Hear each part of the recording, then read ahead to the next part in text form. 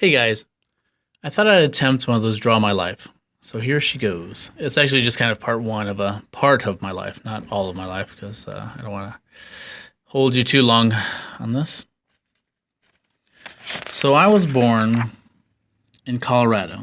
I was born in the High Rocky Mountains, and basically my older brothers Rodney and Robert pretty much took care of me through my early years. I was unfortunately my biological parents were alcoholics, so my Robert and Rodney pretty much had to take care of the weight of the situation there. I don't remember much of that at all, truth be told.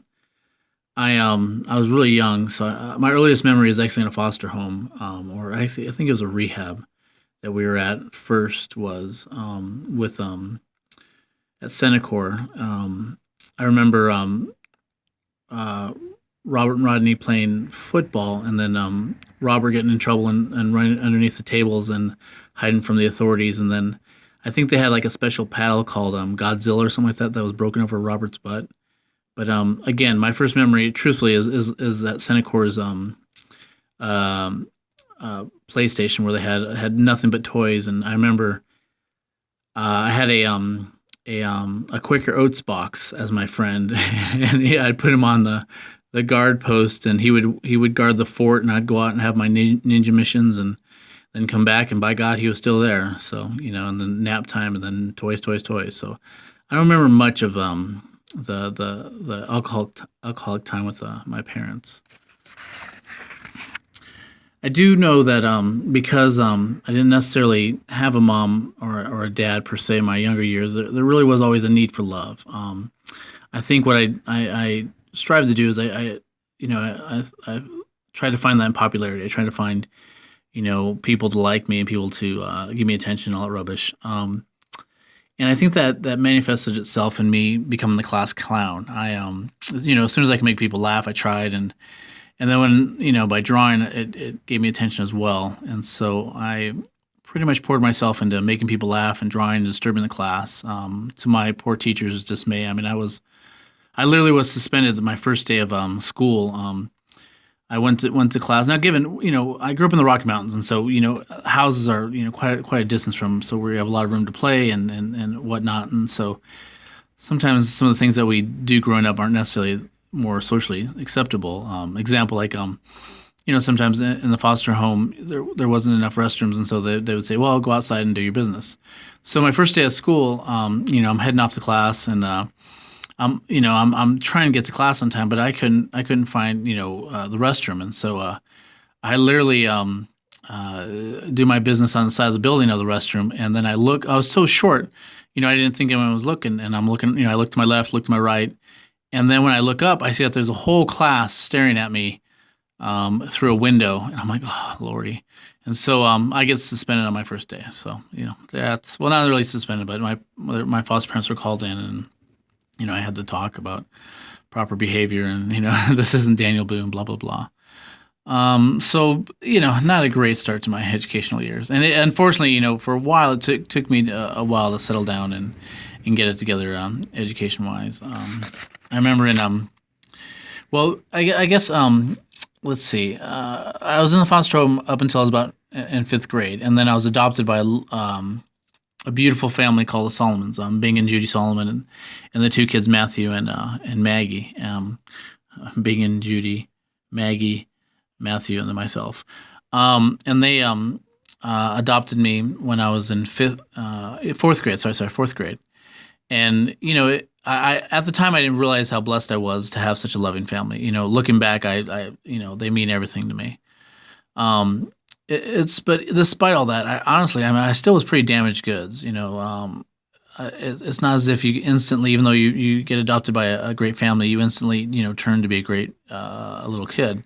Because I got some habits. I had some habits of being mischievous and not necessarily obeying what I was told to do. Some examples. There wasn't a year in junior high when I wasn't suspended. I got suspended for I was kissing the girls in the I was always invited into the girls' locker room, and then the girls would line up, and then they would kiss, have kissing competitions. And then one time, I got busted for kissing a girl in one of the closets there, and I can remember because they called her parents in, and her mom was so upset. Her mom was just all in tears, and my mom was just looking at me, just wanted to slap me in the back of the head, But well, what do you do? Another time, we were at gym class, and I'd been hanging out with my friends, and they had discovered that you can light, light hairspray on fire, and then you can pour it on lockers, and you can light that on fire, and it doesn't really do much damage to the locker per se.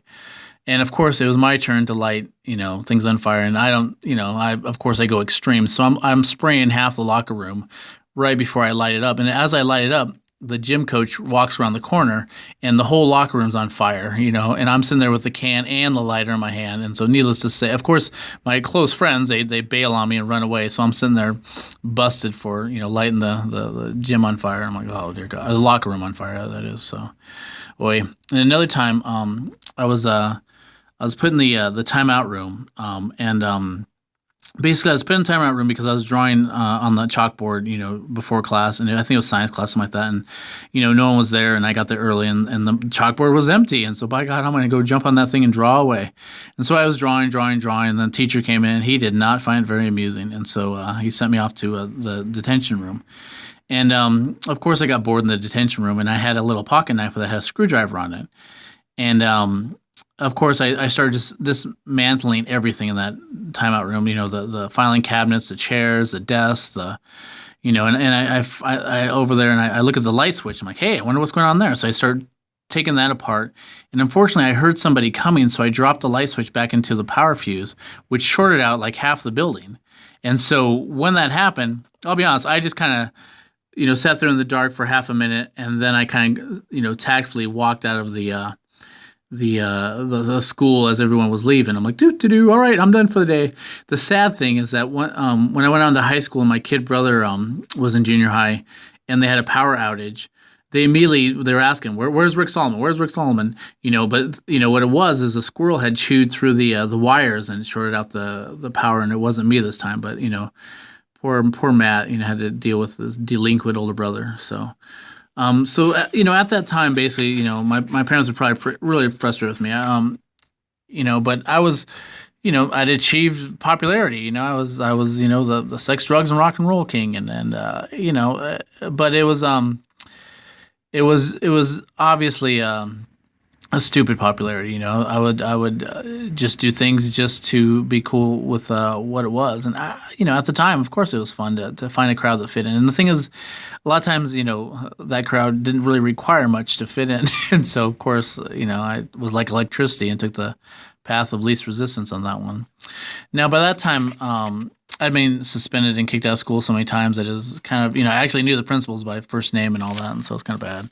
But anyway, so I'd been kicked out of school, and my parents had to homeschool me kind of the last year, and they threatened, we're going to send you on a one-way mission trip to out in the middle of somewhere.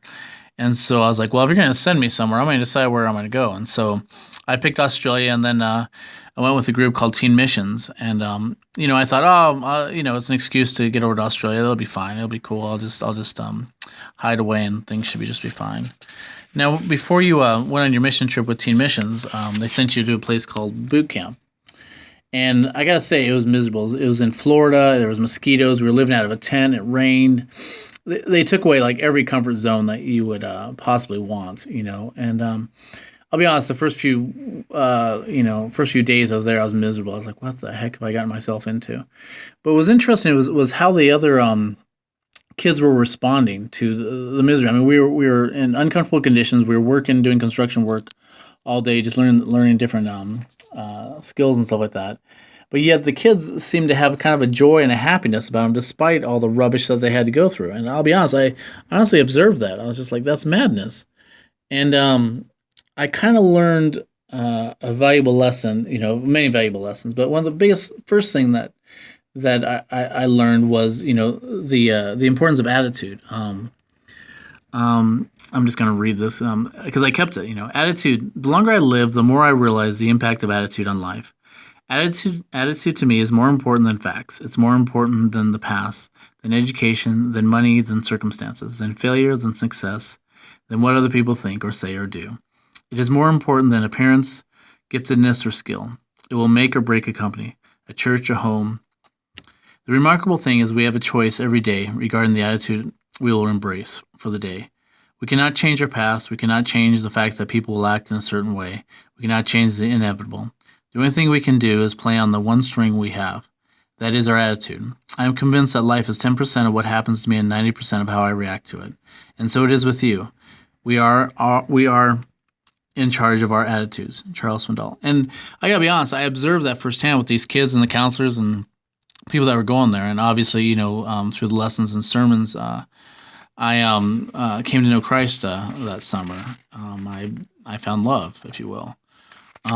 It wasn't easy coming back to my high school because the crew that I hung with, they didn't want to hear anything about how my life had changed and the things that I'd found. So yeah, I spent a lot of times alone and kind of learning. But I gotta be honest, it took a little time for me to find my other people who were going on the same journey that I was going on.